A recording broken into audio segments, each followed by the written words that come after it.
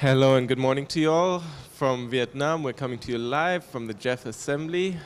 This is a series of discussions looking into the global commons, the challenges they're being faced, and how to really ramp up the agenda to help solve these challenges. We're broadcasting live on Connect for Climate's Facebook page. Please engage in the discussion with hashtag GEFLive. And to kick us off today on the third day of our live series, we've got the honor of having Dominic Waughray join us today. Dominic is from the WEF, from the World Economic Forum, and he's the head of international institutional agenda there. Thank you for joining us. So maybe just to get us started, the World Economic Forum is one of the forums that helps really drive the economic agenda of the world. Economics is so closely intertwined in the environmental agenda, and increasingly we are realizing that, economics sits within the environment, and economics and business action is key to solving some of our larger environmental issues and taking action on climate change. So maybe could you just explain a little bit the role of the WEF and how you're focusing on the global commons, how you're aiming to scale up environmental solutions and help tackle climate change?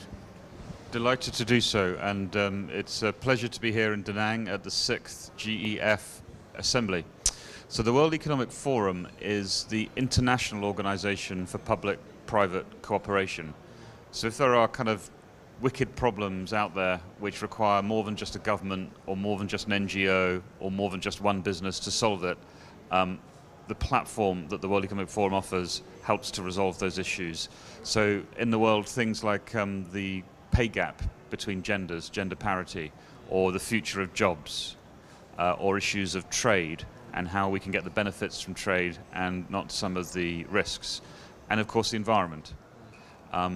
Climate change, biodiversity, freshwater security, the oceans, all of these are good examples of wicked problems where there's so many people involved, lots of countries, but also lots of other stakeholders, lots of businesses use nature to derive a profit or to work in the environment, and bringing business and governments and the NGOs and scientists together to figure out what needs to be done is really what we do. Now, what's interesting is if you check out our 2018 Global Risks Report, you'll find it on the website wefforum.org. You'll see that the top global risks for 2018 identified by people in the risk profession, so financial analysts and others, are all environmental risks. They're the failure to deal with climate change, they're the rising challenge of biodiversity and ecosystem collapse, they're freshwater crises, they are natural disasters, and they're all interconnected.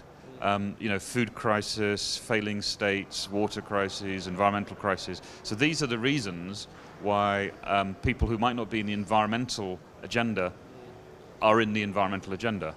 Absolutely, because you really see that the environmental foundation is the drivers of prosperity, of economic gain.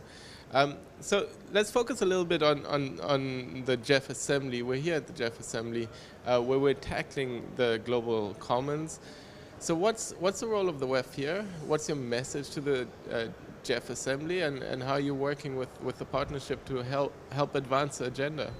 Well, we've been really privileged as the World Economic Forum to work closely with the Global Environment Facility, particularly with the CEO and chairperson, Naoko Ishii.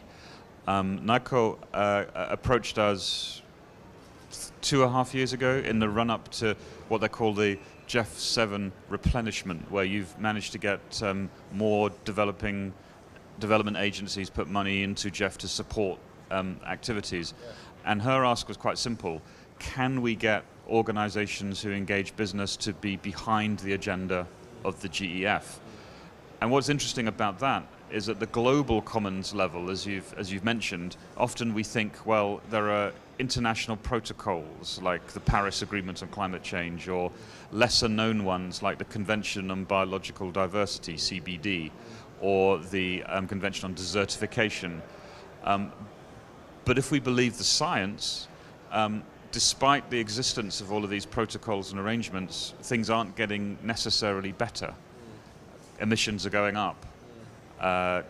More nature is being destroyed. So kind of something's not quite working. We have these great pieces of architecture, we have these protocols and arrangements, but they're not enough.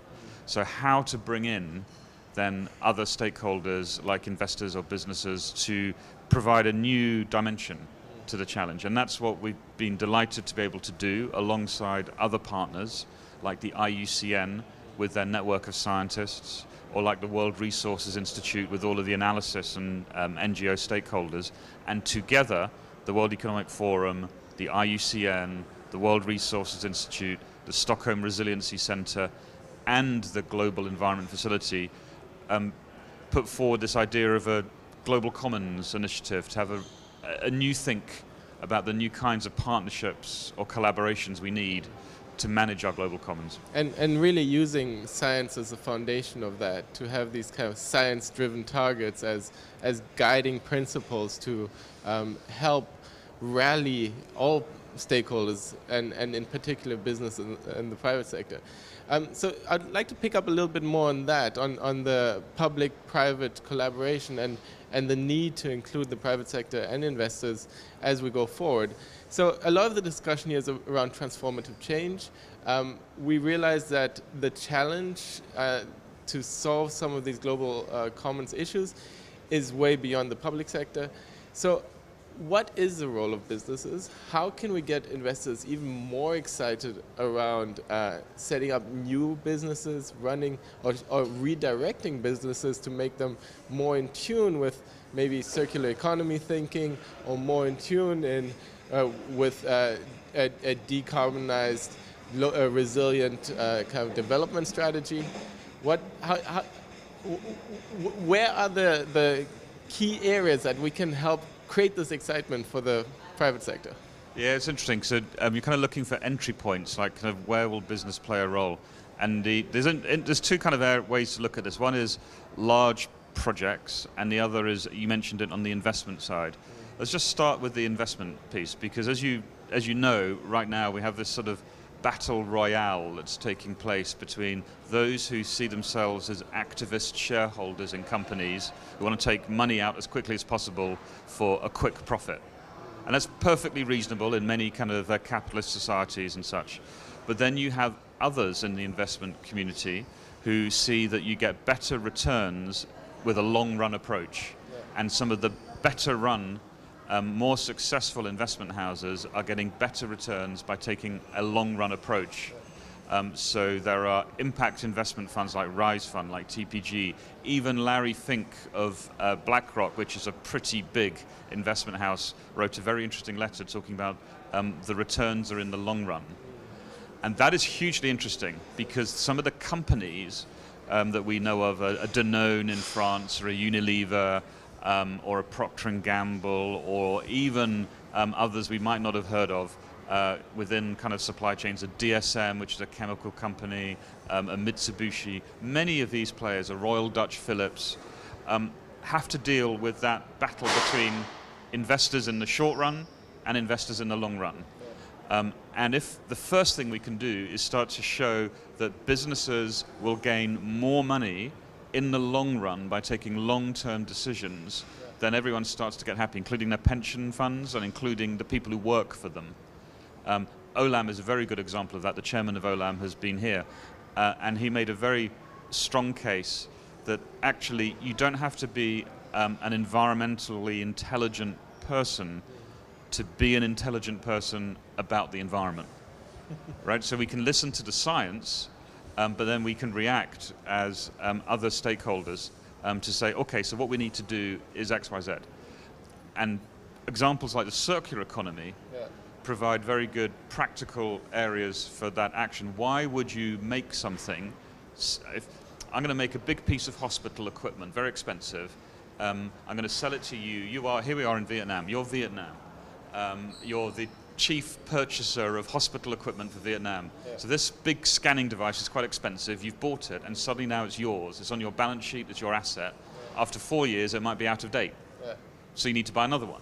So I'll sell you another one. That's the old model.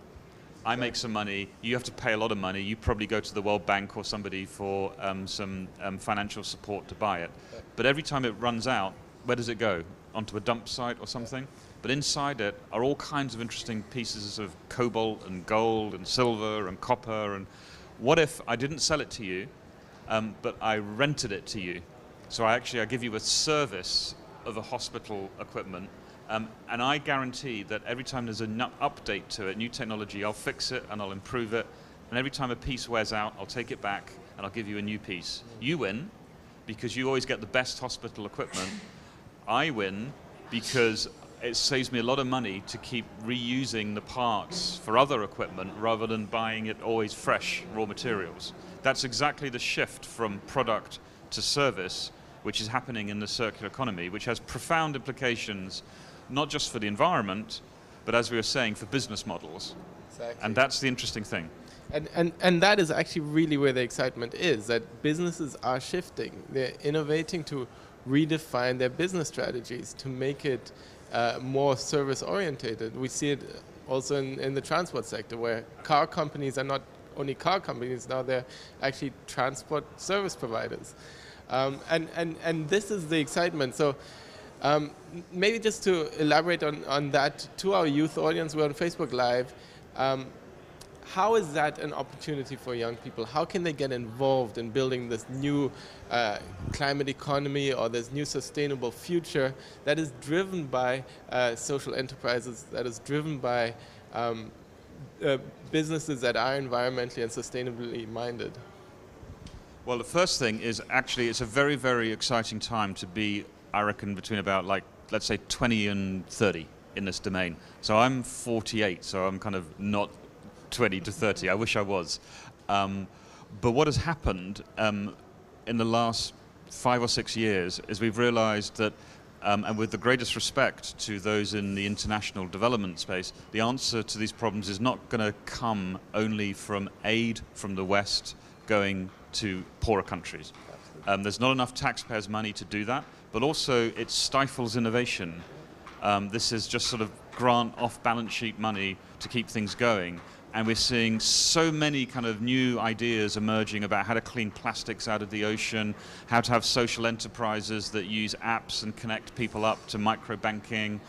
So many things that it's a great time to be an entrepreneur, a great time to be a young entrepreneur, and a great time to be a young entrepreneur who could call on people like the Global Environmental Facility, United Nations Environment Programme, the World Bank, or leading business figures to ask for advice. And if you're interested in doing that, I am sure that there's a hashtag or a way of getting in touch with the GEF Assembly, but certainly kind of reach out to the World Economic Forum.org, wefforum.org, because there's so much interest from those who are more experienced business people to really help invest in the entrepreneurship and the innovation that those, let's say, under 30 provide. We have a network which we call the Global Shapers. These are close to 10,000 people around the world in 400 cities who are engaged in exactly this kind of entrepreneurial, innovative activity. So wherever you are, just go onto our website and see if there's a Shapers hub in the city where you live, and that will get you into the ecosystem of innovation. And that, I would suggest, is very much the bright future of tomorrow. Absolutely. So you've heard it. We get into the ecosystem of innovation. This is an exciting time where the economy is redirecting itself to really be in line with our environmental challenges and help build that sustainable future.